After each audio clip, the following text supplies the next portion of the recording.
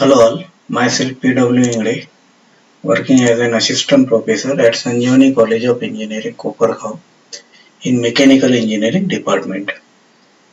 Now today we will discuss about governing of steam turbine. So first of all, what do you mean by governing of turbine? So normally the turbine is rotating at some particular speed. So we know that this speed is known as synchronous speed. So turbine shaft is connected to generator shaft. So speed of generator shaft or turbine shaft should be same. It should be synchronized. This synchronized speed equal to 120 F upon P. So if you want to maintain the frequency constant, synchronous speed equal to what? 120 F upon P. So P is the number of poles and F is the frequency, and N suffix CS is nothing but synchronous speed. So if you want to maintain the speed constant, you should have frequency constant. So you should keep what? Frequency constant. So now why speed reduce or increase, decreases or increases?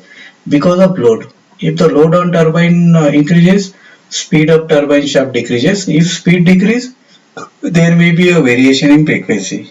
So you have to keep the speed constant. Now here, suppose the turbine is rotating as 3000 rpm and we have to keep it constant, okay, or say 1500 rpm and we have to keep it constant. If the load on turbine increases, sorry, load on generator or electrical load increases, so speed may reduce from 1500 rpm to 1000 rpm. So we have to maintain the speed constant. How to maintain the speed constant? By supplying more quantity of steam, correct? Similarly, or vice versa, if the speed increases, load decreases, speed increases, but you have to maintain the speed constant because you have to reduce it. Suppose you want to maintain the speed 1500 rpm, and because of load increases, speed may increase up to 2000 rpm, but we don't want to change the speed because it varies the frequency and we have to keep frequency constant. So in order to avoid that, we have to use what? Governing. Okay. So objective of governing is to keep the turbine speed fairly constant irrespective of load. Whether load increase or decrease, you have to keep the turbine speed constant. So the principal methods of steam turbine governing are throttle governing, nozzle governing and bypass governing. Okay. So we can use the throttle valve in throttle governing. So this throttle valve is connected to the governor. Okay. So by more opening of throttle valve, you can supply more quantity of water, steam, and by having less opening of throttle valve, you can supply less quantity of steam. Okay. Then nozzle control governing. So by providing number of nozzles, set of nozzles, you can have a governing or by bypass governing. So you can bypass the high pressure or extra steam to directly other stages. Okay, maybe intermediate stage or low pressure stage. Okay, so we will discuss one by one. So in throttle governing, so you see here, this is a steam inlet. Okay, and this is oil supply from servometer. If the valve B will move in a this direction, downward direction, it will restrict the flow of steam. Okay, the steam is flowing like this, correct, from this opening and this opening. So while downward movement, it will restrict the flow. Now how it work? So obviously this will be connected to governor. This system will be connected to governor. So this because of oil supply from servometer, if this because of high pressure, this spring will move in up direction. If spring is moving in up direction, the wall also moving in up direction, so it will supply more quantity of steam. So when we require more quantity of steam, if speed reduces, when we require less quantity of steam when speed increases. Okay, so it will move in downward direction. And this is what about throttle governing. So throttle governing is the most widely used, particularly on small turbine, because of its initial cost is less. Okay, uh, and mechanism is simple. The objective of throttle governing is to throttle the steam whenever there is a reduction of load compared to economic or design load for the maintaining speed and vice versa. So to start the turbine for full load running, valve A is open. So this is valve A. Okay, valve A. Valve is you can operate by using what, hand wheel. You can keep it what, opening constant, maybe 50%, 25% like this. But this opening is related to what, load, opening of valve B. So the operation of double beat valve B is carried out by oil servometer, which is controlled by a centrifugal governor. This is controlled by centrifugal governor. Okay, this valve is controlled by centrifugal governor.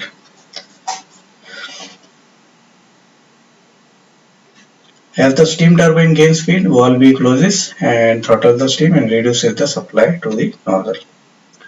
So now next is nozzle control governing. So if you are using governing by providing number of nozzles or set of nozzles, then it is known as nozzle governing. So you can see the diagram. This is first set, second set and third set. So it is very simple. If you want to supply more quantity of steam, when we require more quantity of steam, if speed reduces because of sudden increase of load, then you can have opening of all valves. So steam will enter through this set of nozzle, okay, through this set and this set, first set, second set and third set. If the speed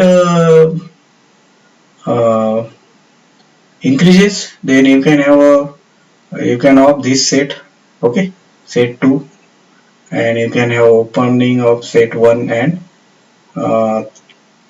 this is set number 3, 1 and 3, or you can have opening of 2 sets only. You can close this set, correct. So this is what steam inlet, and this is set of nozzles, first set of nozzles, second set and third set.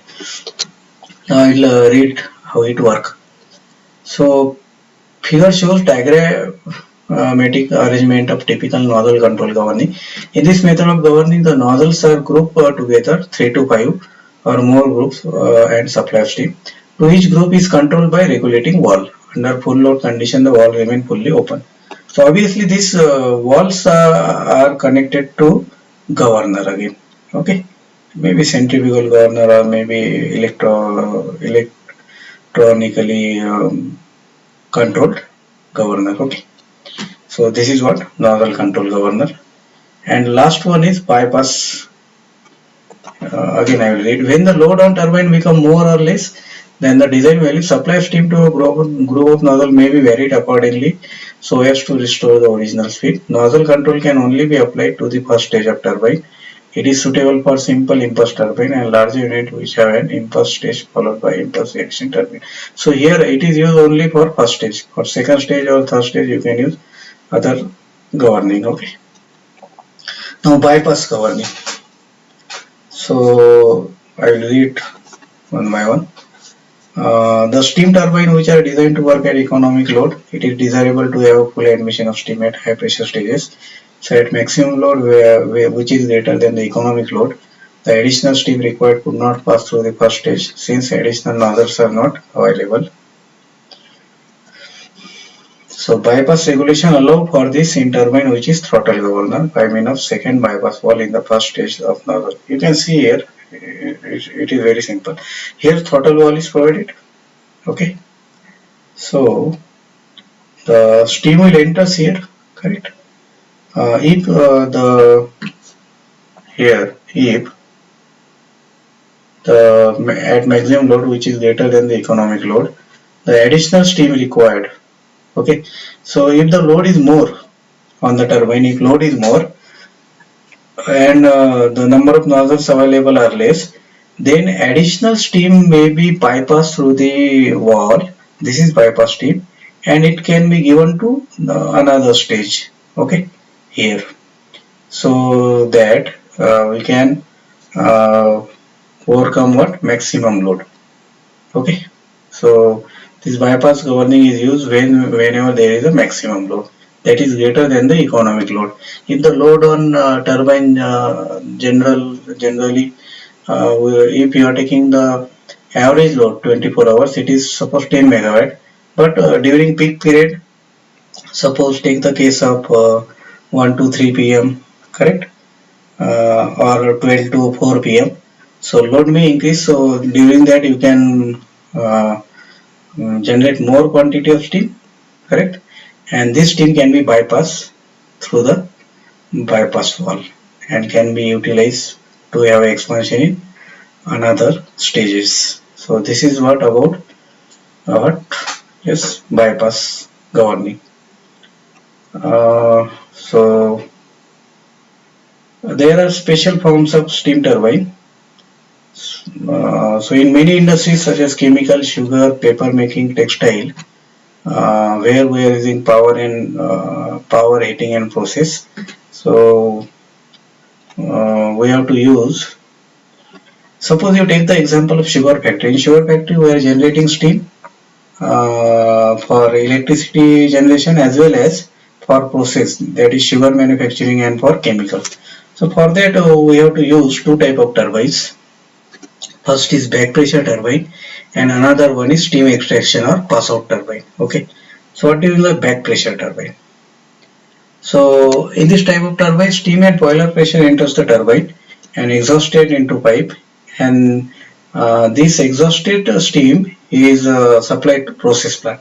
In short, steam after expansion, steam after full expansion, that steam will go to maybe sugar or maybe chemical, maybe used in paper industry or textile industry. Okay, but in case of extraction, these are the some limitations of this back pressure turbine.